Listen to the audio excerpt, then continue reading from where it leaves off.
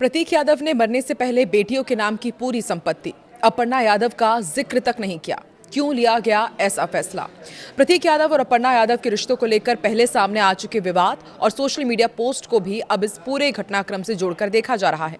सूत्रों के हवाले से दावा किया जा रहा है कि प्रतीक यादव ने अपनी पूरी संपत्ति अपने दोनों बेटियों के नाम कर दी थी और इसके लिए पहले से एक वसीयत भी तैयार करवाई गई थी। सबसे ज्यादा चर्चा इस बात को लेकर हो रही है कि इस कथित वसीयत में उनकी पत्नी अपर्णा यादव के नाम किसी भी संपत्ति का जिक्र आखिर क्यों नहीं किया गया है। सवाल यही कि प्रतीक यादव ने पत्नी अपर्णा को छोड़कर बेटियों के नाम पर पूरी संपत्ति क्यों कर दी। आइए जानने की कोशिश करते हैं। नमस्कार, मैं हूं आकांक्षा और आप देख रहे हैं न्यूज़ 18 का डिजिटल प्लेटफॉर्म।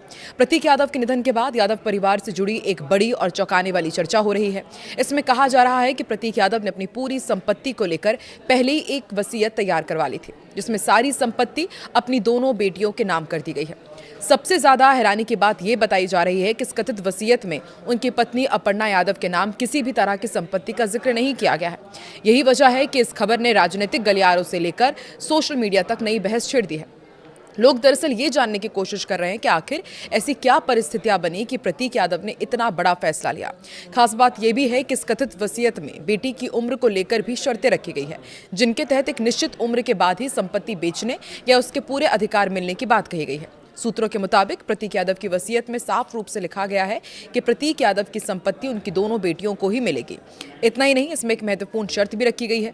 बताया जा रहा है कि बड़ी बेटी को 25 से 27 वर्ष की आयु पूरी होने के बाद ही संपत्ति बेचने या अपने हिसाब से इस्तेमाल करने का अधिकार मिलेगा। तब तक संपत्ति का इस्तेमाल तो किया जा सकेगा, लेकिन उसे बेचा नहीं जा सकेगा।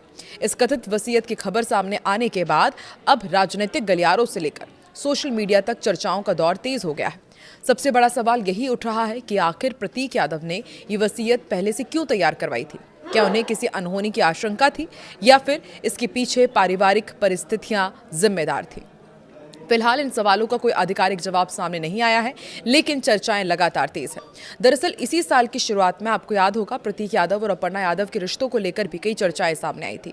सोशल मीडिया पर प्रतीक यादव की तरफ से कुछ ऐसी टिप्पणियां की गई थी जिसके बाद दोनों के बीच मतभेद की अटकलें तेज हो गई थी।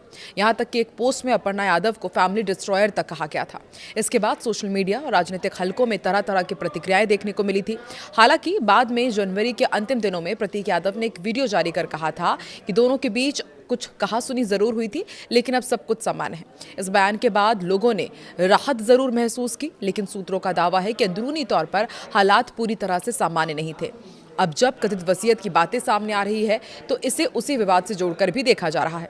लोग ये जानने की कोशिश कर रहे हैं कि आखिर ऐसी क्या परिस्थितियां बनी कि प्रतीक यादव ने अपनी पूरी संपत्ति बेटियों के नाम कर दी और पत्नी अपर्णा यादव का जिक्र तक नहीं है।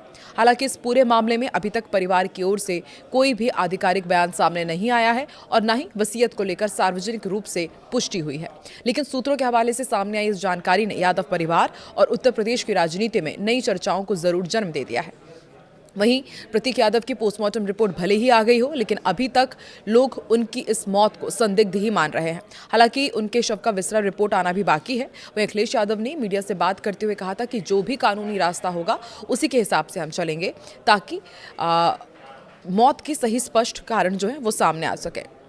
प्रतीक यादव की मौत को हर किसी ने इसलिए स्तब्ध कर दिया था क्योंकि वो बहुत ही फिट थे, अपने स्वास्थ्य के प्रति सजग भी रहते थे, लेकिन उनकी मौत ने कई सवाल खड़े कर दिए। यहाँ तक कि एक एनजीओ ने हत्या की आशंका जताते हुए एनएचआरसी से शिकायत भी की है।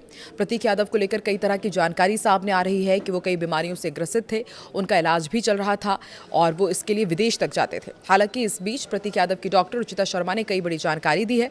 उन्होंने बताया कि प्रतीक एक्सरसाइज करते थे, फ्रीक्वेंट ट्रैवल करते थे, ज़्यादा सतर्क नहीं थे, एक्सरसाइज पहले करते थे, अब नहीं कर रहे थे। यहां तक कि उन्होंने फैटनेस का ऑपरेशन भी कराया था। डॉक्टर रुचिता ने बताया कि प्रतीक की लाइफस्टाइल ने उनके हेल्थ को खराब कर दिया था। एंजाइटी की दवाई कभी कभार वो लेते थे। वो एक्सरसाइज करना चाहते थे पर कर नहीं पाते थे। खून उनका थिक था, उनके गिरने की हिस्ट्री थी, 2 बार गिरने की जानकारी उन्हें भी थी।